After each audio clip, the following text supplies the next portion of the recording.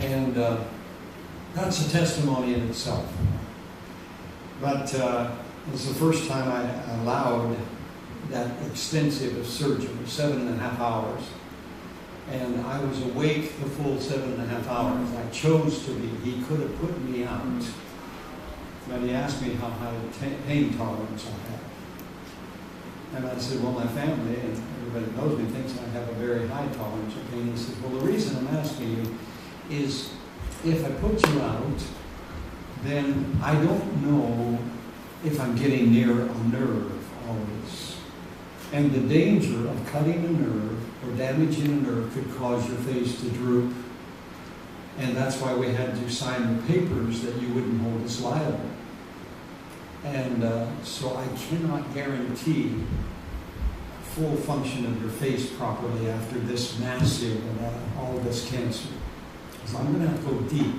I'm going to have to cut under your nose, move your nose, and go up in wherever those fingers are gone.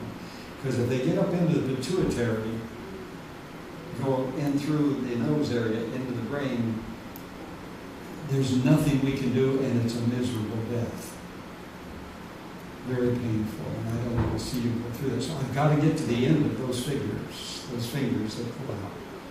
And they wound up going all over, 370 stitches. On my outside of my face, he never would tell me how many stitches were under that would dissolve. 7.5 hours of surgery.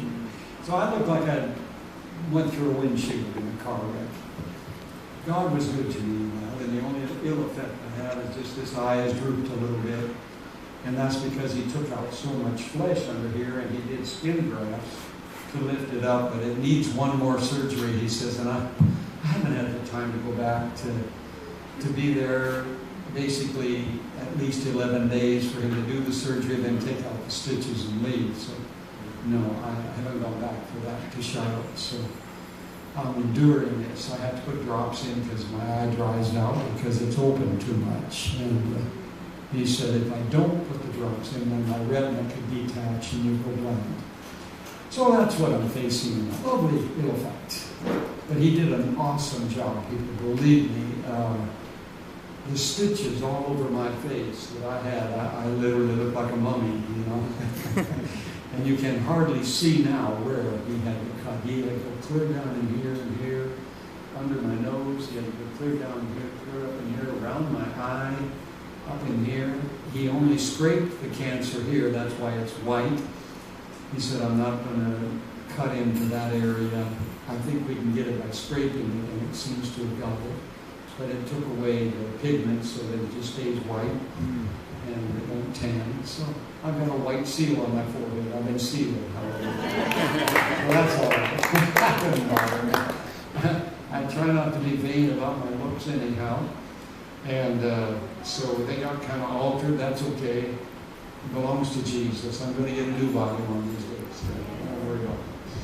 But after that, I drove, after the second surgery in February last year, I drove down to Phoenix, Arizona, and I went out to lunch with my daughter, number 3 daughter, and had rotisserie chicken and all, and I got on the plane to fly to Taipei, Taiwan, sicker than a dog before I got to Taipei. And that night in the hotel, I was so exhausted when I got there. I went right to the hotel, tried to go to bed, but it was up and down all night. So sick. I come to the breakfast table in the morning, and my interpreter, George, and my scheduler introduced me to 2 ladies on the table next to us, and I just nodded and greeted them. They were Chinese, and I didn't know Chinese. I don't even know hello or goodbye in Chinese. And I don't take time to learn the language anymore, people. I'd spend all my time learning language. And if the Lord doesn't want to give it to me, it's okay. I'll use an interpreter. I call them interrupters. So I'll keep them interrupters. And they give me time to wait on the Lord what I'm going to say next. I like that. So anyhow, he looked at me across the breakfast table and said, you don't look very good. And I said, George, I'm not good.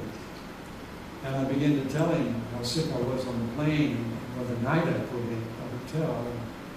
And at that point, I didn't know that either one of those ladies knew English. I didn't know other than just basically a quick introduction. I just nodded.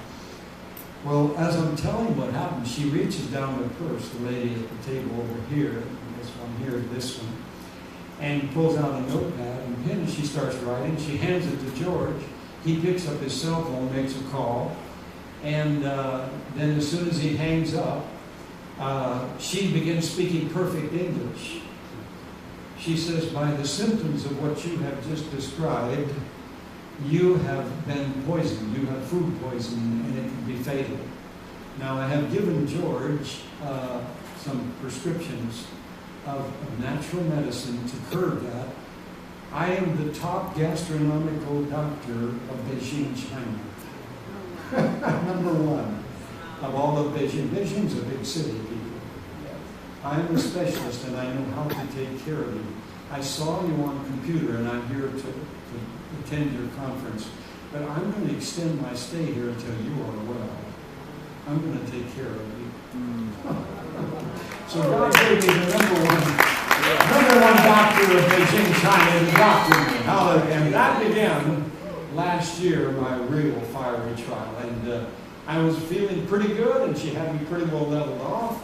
I went on to Japan then, did ministry in Japan, Korea, came home to Phoenix, and found out my daughter had the same thing for lunch that day, and she had salmonella poisoning.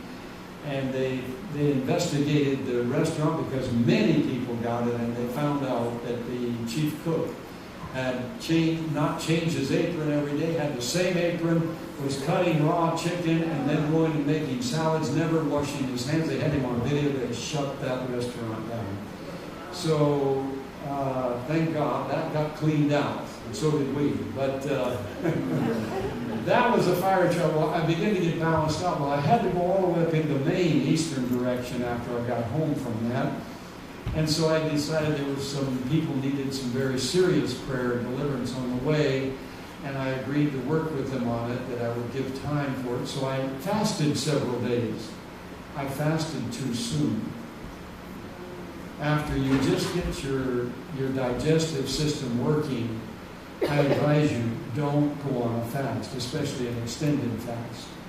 And I went right back into the full thing of my gastronomical problem.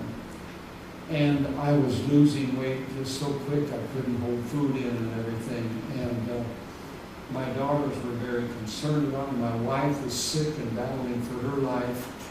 And I had been to Toronto the year before, and I was having trouble getting sleep and rest. And the people there in Toronto had some remedies, and it got me sleeping 5 hours a night. And so my daughter said, we want you to go back to Toronto. I said, I can't go to Toronto. What if my Judith dies? I don't want to be gone when she dies. She's failing, and she's not going to be here long unless we get a miracle. And I don't want to go. Well, they talked me into going. Well, I went. And the second day I was with them, I actually took the treatment they had, and I was sleeping at night. I got about 4 hours sleep that night. And then my left kidney went into a kidney stone. And I fought day and night, 5 days and nights, passing the kidney stone, not realizing that my bladder had locked up, so I wasn't urinating. When you can't urinate, how do you pass kidney stones? And so I was holding urination for those days, and it turned out 5 days on my left kidney, 4 days on my right kidney. By then, I had been 9 days and nights battling with these kidney stones day and night, hardly sleeping at all, just from exhaustion. And I couldn't pass out. I couldn't go unconscious. When I battled with cancer 11 years ago, I could go unconscious and I would come to rested. And that was such a rest. And you've heard me say, the body is a wonderful thing. And it has a fail-safe system that when the pain is too much, you just pass out. Well, the Lord said, okay, I'm going to put you through phase 2 then. I'm going to put you in pain that you want to pass out, but you're not going to pass out. You're going to trust, rely, you're going to cling to me like you never have. And let me tell you, those 9 days and nights, I trusted, relied, and clung to the Lord in such severe pain. If you've ever passed kidney stones, I had nothing for the pain. Wouldn't take it. And the dear people were on their faces crying, begging God to heal them. And I talked to them afterwards, and they said, Henry, we don't ever want to be put through that. You are such a man of faith. You exhausted all our faith. You exhausted all our patience with God. We were getting to the point where we were getting mad at God for putting you through this. We don't ever want to go through that again. We don't want you to ever be around again when you're sick, man. You get a hold of God and you lock jaws on him and you won't quit. And you look like you're going to die. Well, so then they called home and said, you better come and get Henry. Because on the 6th day, I began developing the 6th day of passing the kidney stone, on the right, 4 days of that. Well, the first day of that, into that 2nd day of passing the right kidney stone, I began to develop what I call hiccups, but it was like a hiccup that hits you down in your abdomen and comes up, right? But it was different. It was such pain. It hit me in my abdomen. It would come up like a hiccup and hit me in the heart. And the pain was so bad, I would almost pass out, but I couldn't pass out. I wanted to pass out. I asked the Lord, put me out, and he wouldn't do it. And so then I was even in more severe pain than the kidney stone. And these dear people were just seeing me going through this, laying on the floor day and night, and I'm exhausted. Oh, bless their hearts. I feel so bad about it. What I put them through. They're such precious people. And they finally, on the 7th day, talked me into taking me to the hospital. And I didn't want to, but they almost carried me in to go, put them in the truck in the back, laying down, and took me in. I sit there for an hour and a half, and those lovely Canadian hospitals, the waiting room is packed with men, women, and children sick. And don't you tell me that socialized health care is the answer. Oh, I'm sorry. Canada is the epitome of socialized health care. And it's ridiculous. They couldn't do anything for me. They finally took me in after an hour and a half on that wheelchair, and I was in such double-up pain. And my stomach looked like I was 9 months pregnant. I hadn't urinated for 9 days. And they were dumping liquids down me like a fish, breathing water, because I couldn't pass the stones without keeping water in me. And what a horrible ordeal, you know what I mean? And so they called my home and said, we can't get Henry too, but you need to come and get Henry. We're afraid he's going to die. And we don't want to lose him. So my youngest son told him, I want to be on a plane today. So they took me and put me in the hotel at the airport, and his flight kept getting delayed, and he finally got in at 10:30 that night instead of 3:30 in the afternoon. And I was laying on the floor when he came to the hotel. I couldn't lay in the bed. And the only way I could get a little bit of freedom is push against that big foot of that bed on the closet door and press on this side, where that right kidney stone was. Because I would hold myself to my fingers clamped and I couldn't get them free. And so I could push with my legs and they wouldn't cramp while that pain was there, putting enough pressure on my ribs back where that kidney was. So that's all I could do. Well, I was in that condition when he came. Well, by 5 in the morning, and then these hiccups, he said to me, crying, he says, Dad, I can't take it anymore. We got your flight scheduled for 2 o'clock today, but there's no way they're going to let you on that plane. You're not even going to make it through customs. You can't even go to the airport. You can't even sit in the taxi, Dad. I got to call the paramedics. I'm sorry, I know your faith, but I can't stand to see you suffering anymore. I'm calling him. He called him. And boy, they were there quick. And when he put that stethoscope on my chest, man, they didn't do anything else. They dropped that gurney me up on that gurney, slapped me on, strapped me in, and out the door they're going with me. And my son said, can I go along? I don't know where you're going, and I want to stay with my dad. Yes, get in. So he got in up front. And I heard the ambulance driver, the attendant back there with me, calling the hospital. And he said, our expected arrival time, 2.5 minutes, but prepare ER for resuscitating life. My patient is in the throes of a major heart attack. And I thought, who's he talking about? These are kidney stones. I don't have a heart attack. So they whipped me into ER, and they asked the question, do you have Canadian health insurance? Do you have health insurance? No, I don't have even American health insurance. I have Blessed Assurance. My son, I told him that, and he knew how to answer for me. Well, they just let me lay in there. They wouldn't let the paramedics transfer me to a stretcher. They wouldn't take me because once they took me on, they were responsible for me.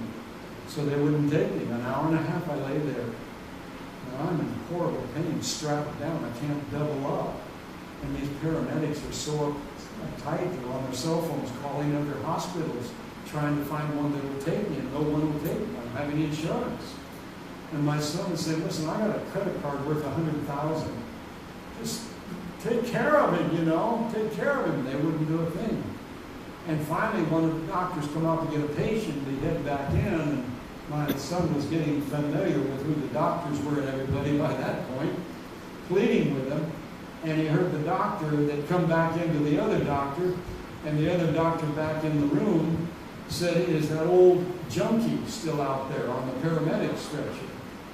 And he said, yeah, to this other doctor. And my son overheard that doctor say, well, don't worry, within a half an hour they'll take him back, they'll take him to the morgue, he'll be good. And my son heard that, and he went in there and started reading them the riot act. And said, you think my dad is a junkie? Now, I was 111 pounds by then. And you think my dad is a junkie? I've never even seen him take aspirin. Don't you call my dad a junkie? I've never seen a drop of liquor in his hand, or let alone in his mouth, or a cigarette, or anything, of any drugs or anything. Don't call my dad a junkie. Take care of my dad, please. I told you I've got a credit card. I'll pay up to $100,000. Take care of my dad. And the head doctor walked into ER to do wash-up for surgery. Heard my son pleading with those two doctors. Came in and said, what is it, young man? And he's crying, and he says, that's my dad on the paramedics gurney out there. And I told him, I know he doesn't have health insurance, but I got a credit card with $100,000, and they won't do anything. They called him an old junkie and said he'll be dead within a half an hour. And boy, she came right over to me, and I remember her coming out of there, and she put that stethoscope on my chest, and she said, I'm going to gurney now, step! Well, like that, They couldn't get a stretcher out there quick enough for me, and these paramedics, this one said, it's about time. And boy, they started unstrapping me, and like a side of beef, they threw me on that, and we're flying down the hall, and she's at my head pushing that stretcher, and she's saying to me, mister, we're going to do everything we can to save you, but you got to fight in this one, or we're going to lose you. We've got minutes maybe, but you got to fight with us. You've got to fight. Now, you've got to work with us. We're going to do everything we can to save you. And they whipped me into this room, and the last thing I remember, they come at me with this big needle. I don't know what it was. And I remember looking at that needle. I don't know if it was a needle or a catheter. By that time, I think I was kind of hallucinating. I was in such pain. And I kind of think it was a catheter they were going to put in me, but I thought it was a needle maybe. But in thinking it was a needle, I thought, go ahead and hit me with that. I am in so much pain, you could not give me any more pain than I'm already in.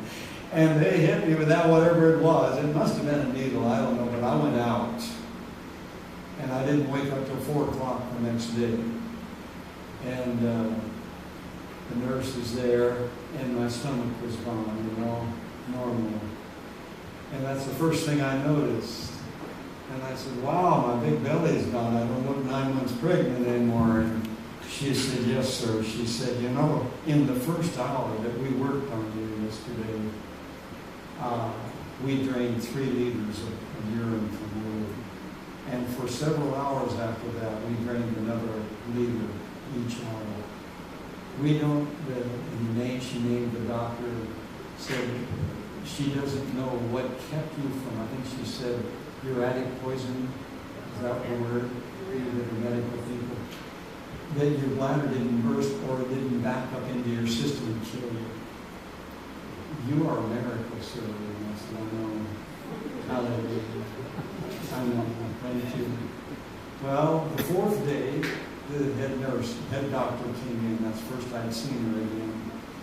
And she came and my son was downstairs having breakfast. He had stayed by my bed and cried out the Lord, and he grabbed my cell phone. He got my cell phone and went back to the hotel and got my cell phone and all my names in it, and he started texting everybody that I had and any contacts all over the world. He's texting them and calling them to prayer. So he raised up an army. Did any of you receive that text? I tell you. He raised up an army. Thank you. I see that. And he raised up an army of intercessors, of you people that I have in my phone book and in my cell phone. And I equate that to one of the major reasons I'm standing here tonight. I believe your intercession, your prayers, and you that were notified others, and it just went like exponentially around the world, Asia, Europe, all over. I mean, I have got so many letters from so many people. Are you alive? Are you okay? How are you doing? We never heard how you're doing. And then I put out the newsletter that some of you had. And my son would put out little texts to people and try to send them out to people. But this head doctor come in and she said, well, Mr. Gruver, I have just arranged some special papers to give you favor with the airline today. You're going to fly out at 2 o'clock going home. And you must promise me that when you get there, you will see a specialist, a urologist, because you still have a major infection in your urinary tract, and it could be fatal if you don't get it treated. And we don't have time. We've done everything. Your kidneys were shut down. Your liver was shut down. And we got them all functioning. Your back, they're functioning again, but they were not functioning when you were here. Your liver had shut down. Your kidneys had shut down. And I said, well, doctor, I want to thank you for listening to my son and what you did. And she said, don't thank me. Thank your son. He saved your life.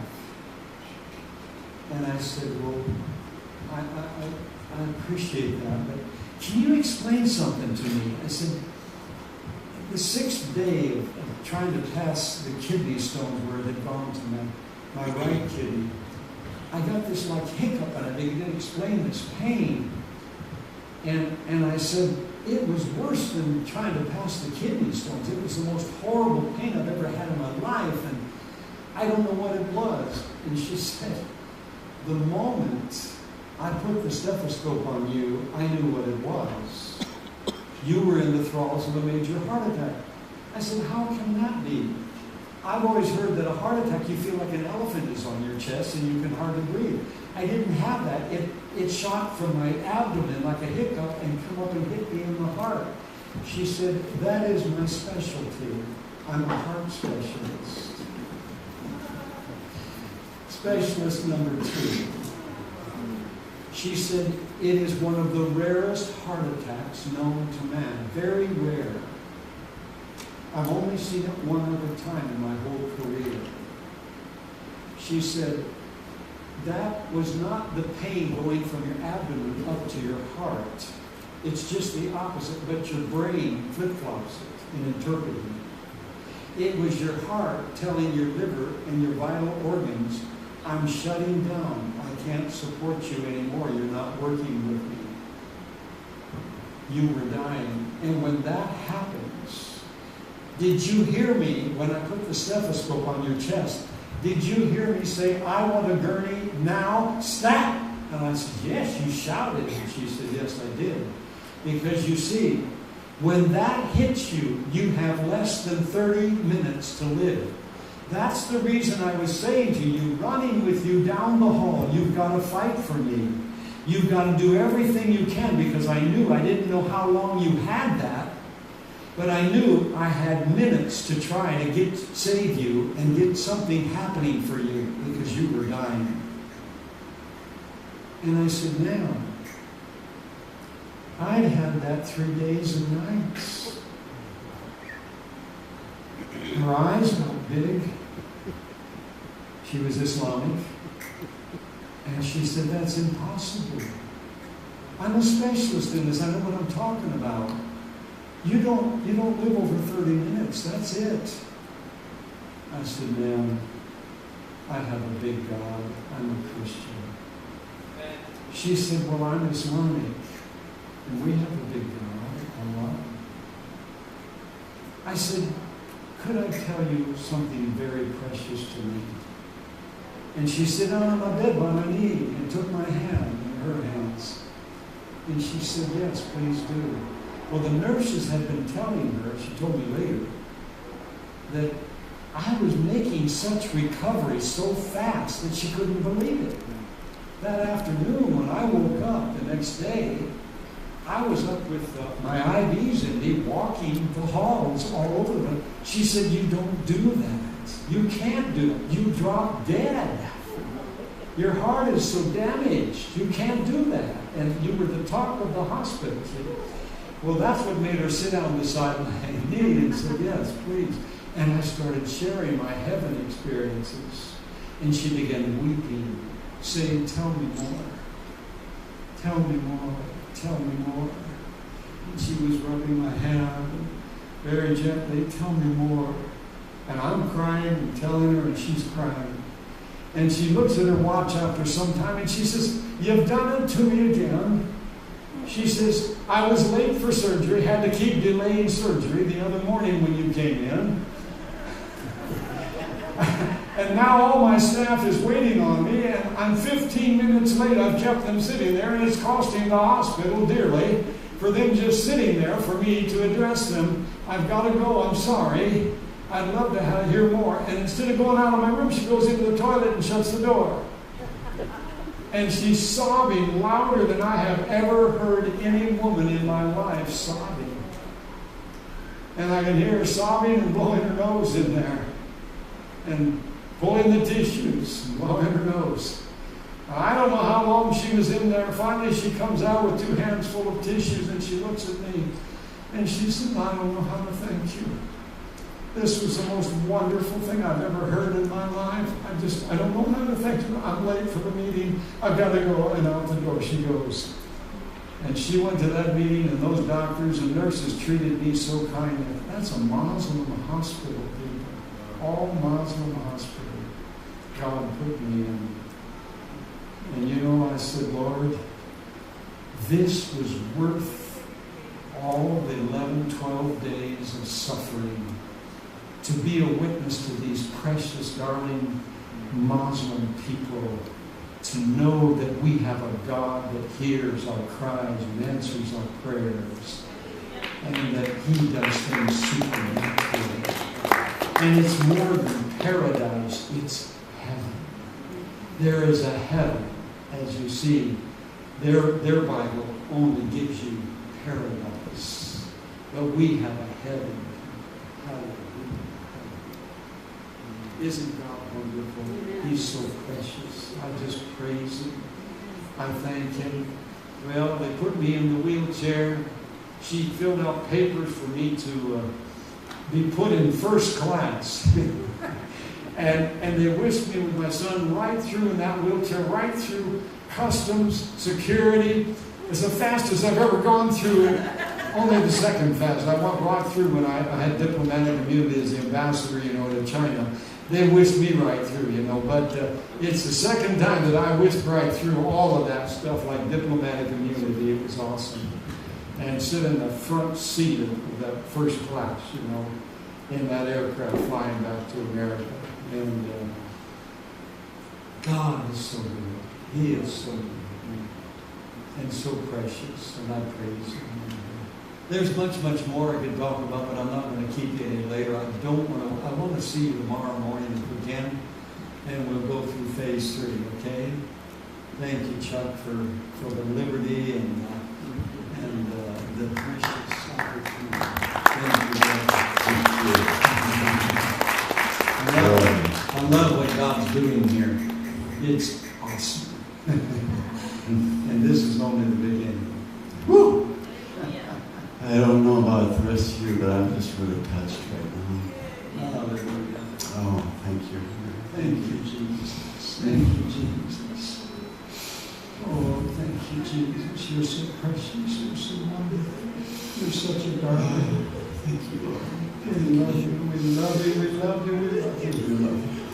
What would we do without you, Lord? I don't want to think of it now for a second.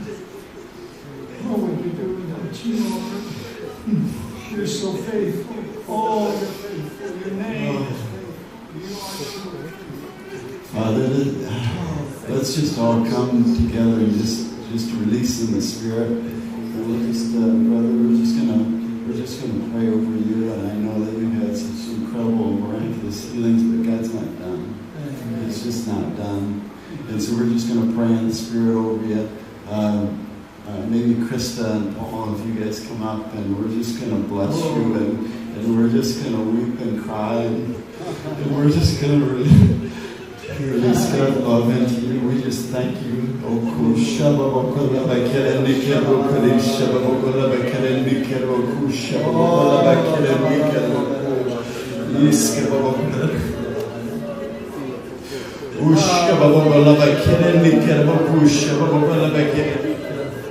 Nukashada kusha babala bakere nikere kusha babala bakere nikere kusha babala bakere nikere kusha babala bakere nikere kusha babaku iska babala bakere nikere wisha babala nikere kusha babala bakere nikere kusha babala bakere nikere baku iska babala bakere kusha babala bakere isa babala bakere nikere kusha ushka babala bakere nikere kusha babala bakere nugusha babala bakere nikere kusha babaku iska babala bakere nikere kusha babala nikere kusha babala bakere nikere iska babala bakere nikere kusha babala nikere kusha babaku iska babala bakere nugo iska babala ga iska babala ga nigo ushka babala aikere babala niga iska babala bakere nakara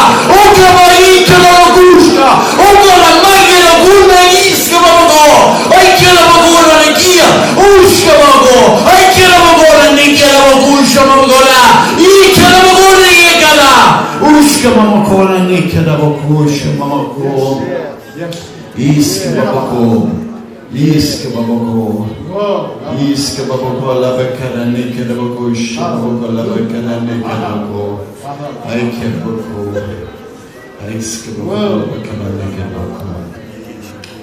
iska babako la bakara ushka babako la bakara nikere ko aike babako isa babako ushka babako la bakara nikere ko iska babala bakara nikere bakara isa babala bakara aikere kusha babala nikere bako aikere kusha babala nikere bako iska ushka babala nikere kusha babala bakara nikere bako aikere bakara isa babala bakara nikere kusha babala nikere iska babala bakara nikere kusha babala nikere bako aikere kusha babala bakara kusha babala bakara nikere bako iska babala bakara nikere bako isa babala bakara nikere bako iska babala bakara nikere bako iska babala bakara nikere bako isa babala bakara nikere bako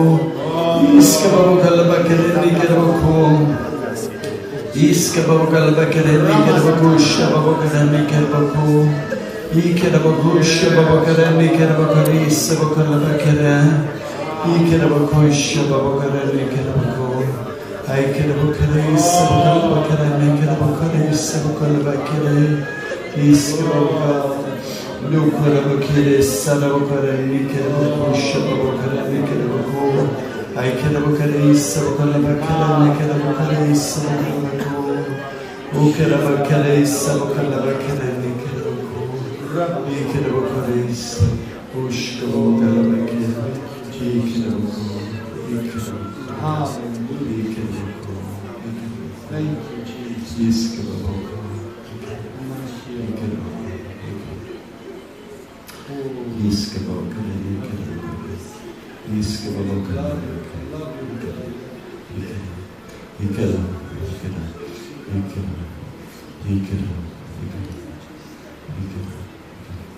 So everybody take a deep breath.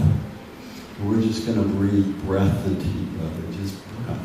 Holy Spirit, just attach to that. Just attach to that. Just attach to that. We just breathe.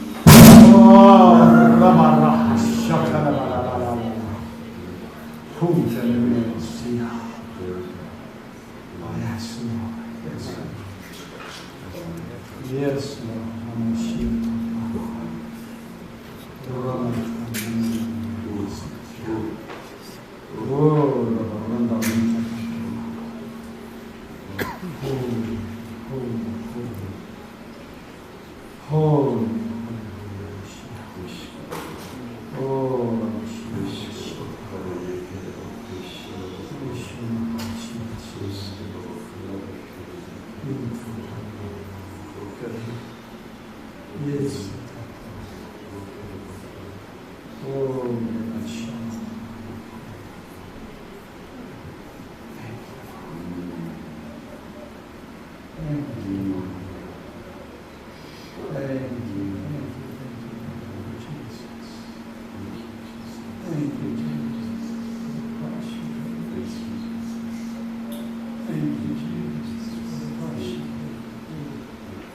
wow, I got to sit down there. I'm going to fall down. Whoa. I feel like I'm just trying to get off the stage from Sid Roth.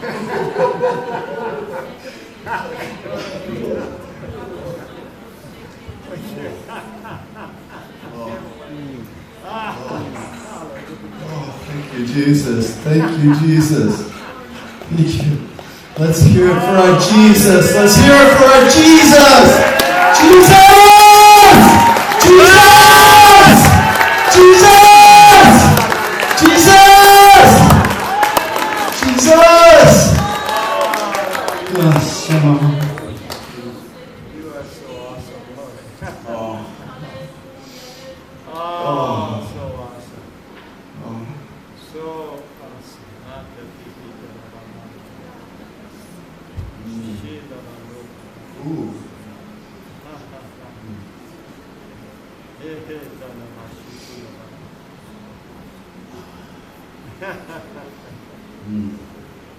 Thank you, brother. I received that. Every word I understood. Every word I didn't understand. I felt it. Amen. Thank you, Jesus. Thank you, Jesus. Oh, thank you for that fresh breath, Lord. Well, I just want to invite everybody back tomorrow, obviously, and it's just kind of one of those places that everybody, it might be a place where we just hang out here a little bit if you want to, whatever you want to do or whatever. Brother, you just blessed us. We're just so thankful for you. Bless me. We just love you. You earned it. Hallelujah. Amen. Amen. You earned it. Thank you. Tomorrow morning we're going to meet down here. We're going to party. Yeah. And our doors will be open at 9 o'clock. We'll have coffee on. So feel free to come and worship or just fellowship with us before worship.